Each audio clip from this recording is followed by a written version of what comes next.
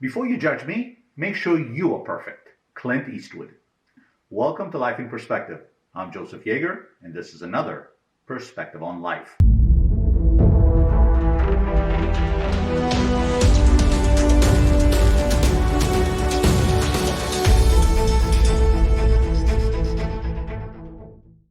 I'll be the first to admit that I judge others incessantly, never to their face, just internally. I felt inadequate and unworthy on so many levels that I felt it helped my self-development to find imperfection in others to justify my own. I knew what I was doing was wrong and unbecoming, and there were times I would catch myself and decide it has to stop. But I'd get back to doing it before long because, well, everybody does it. Please consider subscribing to the channel if you haven't already. You may also follow me on Facebook, Instagram, and Twitter. It's exhausting to find fault in everyone, most of all ourselves. There is so much negativity in it. We are constantly at war with our differences. What's becoming obvious is that for centuries we have been manipulated and conditioned to focus on what's wrong with others. Publicly, we condemn and criticize those that dare to be different and brave the unknown, while in secret, we wish we had their courage to defy.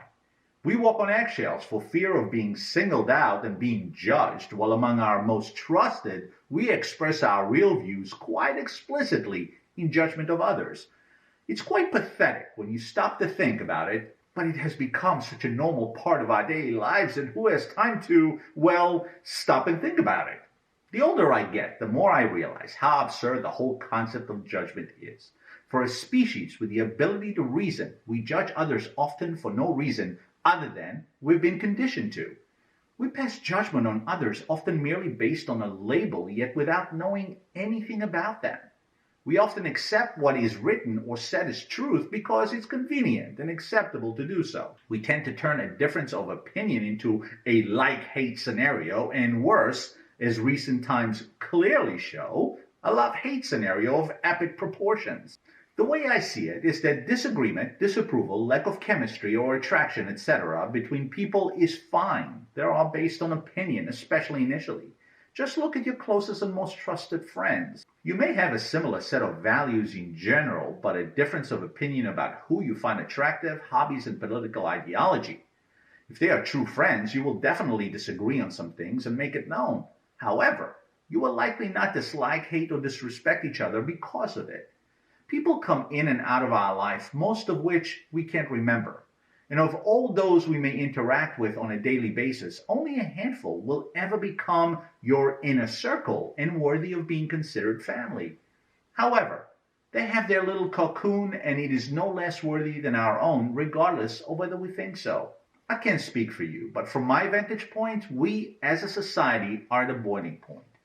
We are turning disagreement and disapproval, a freedom and right we have to express, into judgment and hate, the likes I haven't seen since my days in apartheid-ruled South Africa.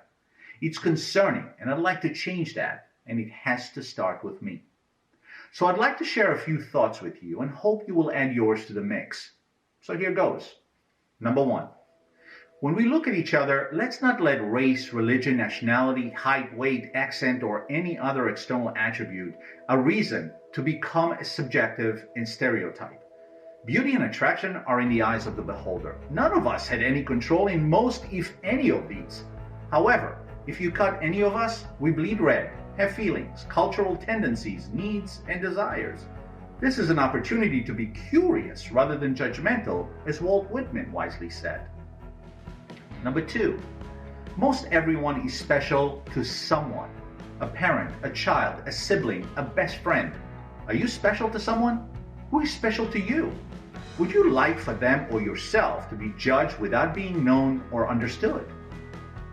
Number three, everyone has a story, no matter how disagreeable. It is a significant factor for why they act a certain way. We don't have to agree, like, or tolerate that behavior. But before we label or judge, let's try first to understand, even if it's simply accepting that there is likely a story behind it. Number four, most everyone has an opinion about everything and everyone they encounter.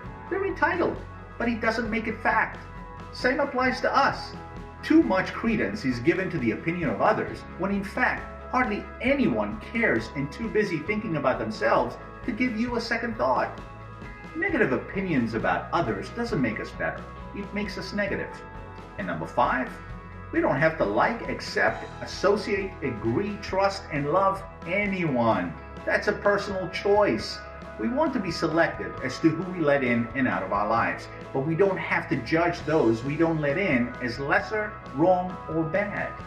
They just don't fit. Just like we don't fit in someone else's life. Whichever way you choose to approach this mindset shift, don't overthink it. Just apply something, however small, that will help you become more curious and less judgmental, at least at the onset.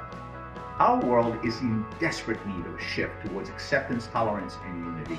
If each of us takes a small step for man, it may become a giant leap for mankind.